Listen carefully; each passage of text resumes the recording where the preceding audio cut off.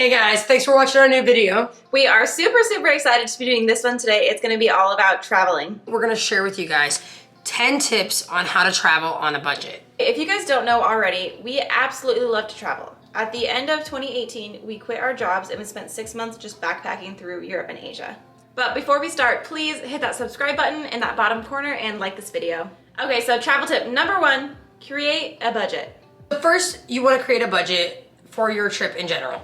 If you're traveling long term, you can divide that up into sections. That way you don't have to think about the next 6 months. You just focus on whatever time increment you want to focus on first.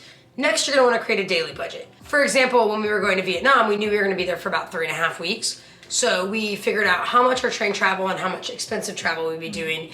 And we removed that from our bigger budget and then divided that out by the days we were going to be there to get our daily budget. So to keep track of everything, basically we just keep a running total in a notes app in our phone. And then once we get home that night, we have a little notepad where we keep all of our total financial goals in and write it down. We might spend a little less one day, we might spend a little more one day. And we kind of do that intentionally so that we can have one unique or special thing that we do throughout the week that we spend a little bit of extra money on. So you can kind of see in this little picture that we might be up a couple hundred baht or down a couple hundred baht, and then on one particular day we spend double our budget to do something cool like go to an elephant sanctuary or do a cooking class, and we find that worth the value in the end. So we end up finding that no matter how much money we spend, whether or not we splurge one day or we're just as cheap the next day, we just always have the same amount of fun. It's true. Okay, so tip number 2, always round up during budgeting. So when we say round up, basically we're talking about just planning to spend a little bit beyond what you think you actually will. It just then creates a lot of extra cushion for you that can really come in handy. So for example, let's say we're in Vietnam and we're studying the pricing of hotels and the average cost is $9 to $17. We're gonna plan to spend $25 a night and we're gonna put that into our budget. Whatever it is, we're just gonna create that extra cushion in everything that we do so that when surprise expenses come up, we're ready for it. So many times, like surprise trips to the hospitals. We've had to buy a first class plane ticket to China last second the night before. Oh my God, because of the Boeing planes, right? Like anything you can imagine. And you're just really not expecting to drop $600, $1,000. You just never know. So you just need that backup. Our number 3 travel tip is to think in local currency while you're budgeting. So say that our US budget is gonna be $45. Basically, we're gonna think that we're spending $1,200 baht that day if we're in Thailand, and we're never gonna think about USD again. And the reason that's helpful is because you're not having to then think about translating how much you have to US dollars and then how much you have left. We just try to keep it simple, and we always try to break down what we're looking at so we can keep it simple and live in the moment.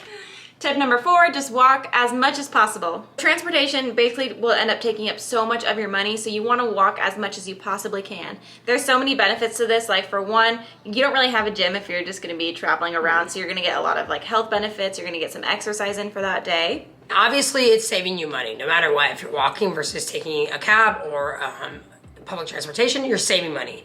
Not only that though, but you're going to get more immersed in the culture. When you're walking from place to place, you're really living in the moment and getting to interact with people and really take the time to slow down and see what's happening around you. My favorite part about walking everywhere is you just end up in the most unexpected places and you just get surprised constantly. For example, when we were in Tokyo, we just stumbled upon this festival because we chose to walk everywhere. And even though it was freezing and we weren't saving that much money, we just chose to continuously walk, and because of that, we got to discover a local festival. We got to meet and see all kinds of people doing, their normal thing in Tokyo, which was so special since it's such a bustling city.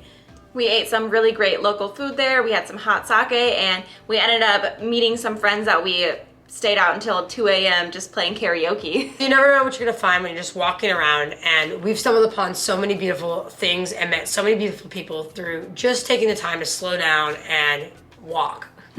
All right, so tip 5, take the cheapest form of transportation you can find. So when you can't walk, you gotta pay for transportation. So it's really important to pick the right one. Typically, we're gonna always just go for the cheapest transportation possible, no matter how horrible it is, how stressful, how long, or how tiring it might be. So that could be taking a local bus or taking a tuk-tuk, a bicycle, anything like that you can get. Sometimes even a kayak, whatever. Usually you're using your body more and you're spending less. You always want to go cheap. There are times though when we want to go with your next best option because the value is better. First we look up the cheapest option, and then we look at the second cheapest option. And what we determine is it worth it? Let's say a bus is 12 hours, train is 3. Now, the bus is 17 bucks and the train is 28. What are we gonna do? Take the train. Yeah, obviously we're saving 9 hours and we're not spending that much more and the value is there. However, let's say the bus is 17 and the train is 60. We're taking the bus and we're just gonna go through the horribleness of riding on that bus like we have done many times before. It's one of those things where you just kind of end up in crazy situations anyways, and it's always fun because a lot of traveling is the journey. Tip number 6, save money on lodging. We use apps like Booking.com, Airbnb, Hostel World, Agoda, and we've even attempted to use couch surfing.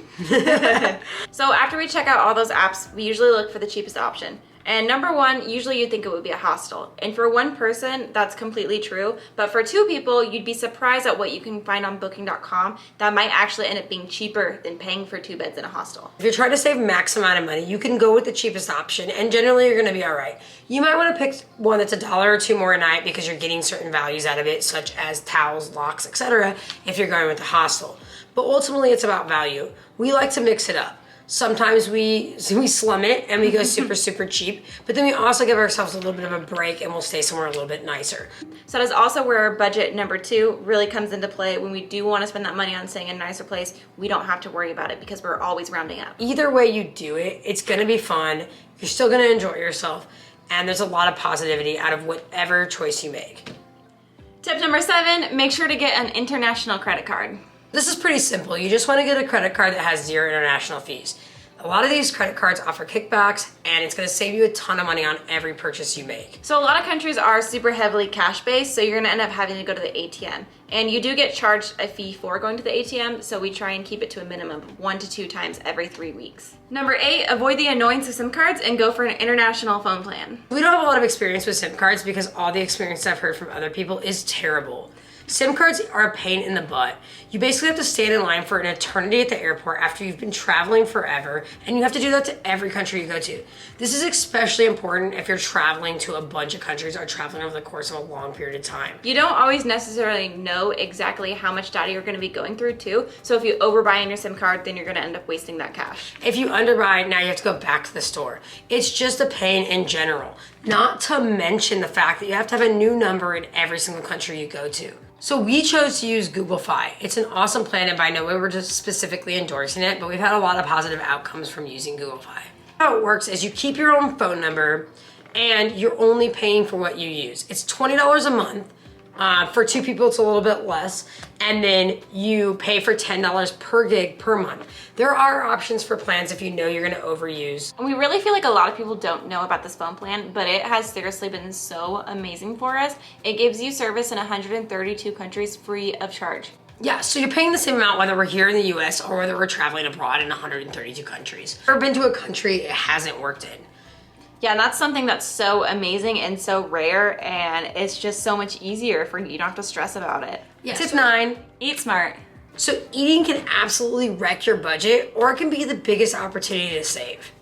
You can save money on food in so many different kinds of ways. First off, always eat one meal at wherever you're staying. If it's complimentary, even better. We've even gone out and bought local fresh food, oatmeal, peanut butter, bananas, all kinds of things to just eat in the morning to get by and save a little on cash. You never want to leave your hostel or your hotel on an empty stomach.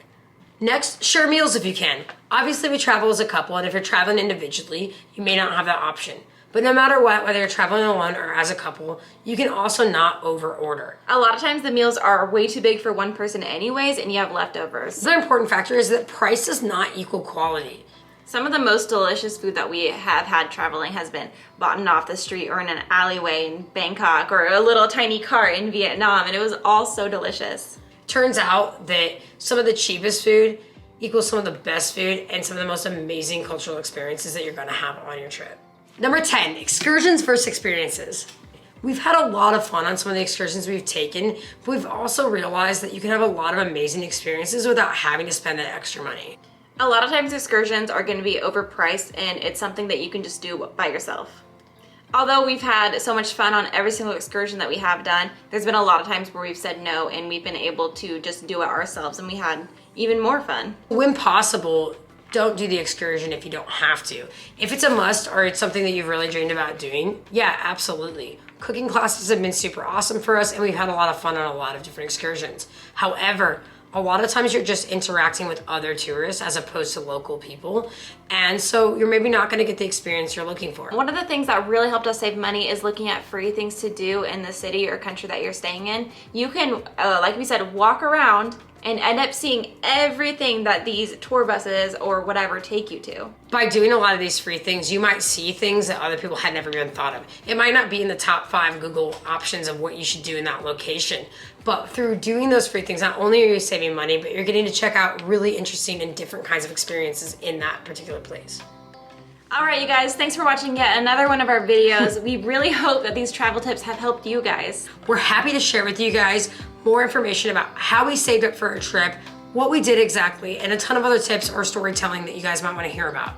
So please comment below and let us know specifically what you'd like us to talk about in our next video. And then if you guys haven't already, make sure that you've hit that subscribe button in that bottom corner and have liked this video.